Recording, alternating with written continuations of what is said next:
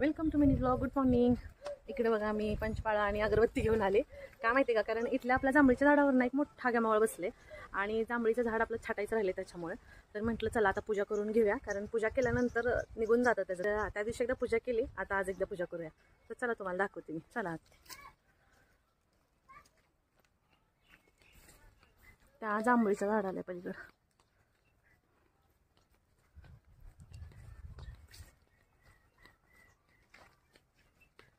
वरती आहे. एक मिनिट.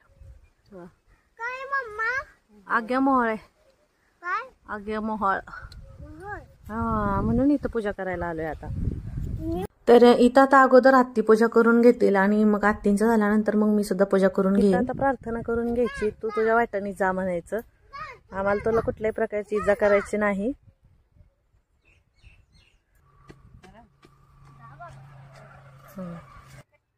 आरवने सुद्धा पाया पडून घेतलं आणि आता असताना सुद्धा पाया पडून घेतलं.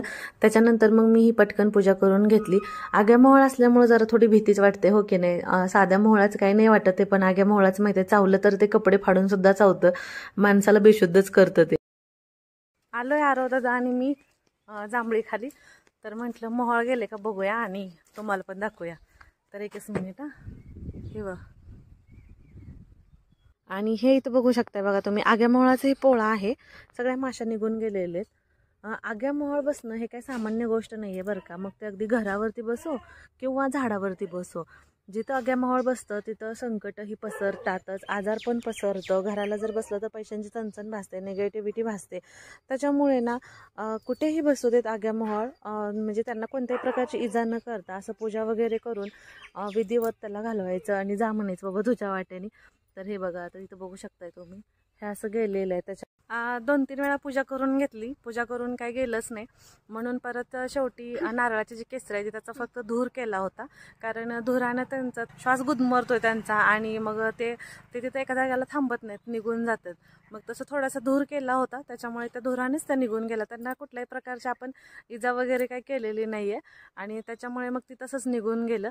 म्हटलं औषध वगैरे मारून उगत असलं पाप कशाला करून घ्यायचं, म्हणून फक्त धूर केला आणि मग ते गेलं. म्हणून आधी आम्ही 2-3 वेळा पूजा करून घेतली होती. नाही पूजा करून गेलं तर मग शेवटी हा उपाय करायचा. आणि घराला वगैरे असेल आग्या मोहळ तर तुम्ही ह्या पद्धतीने घालवू शकताय. आणि कसा वाटला व्हिडिओ तुम्हाला नक्की कमेंट करून सांगा आणि व्हिडिओ आवडला तर लाईक शेअर सबस्क्राईब करा. Bye bye.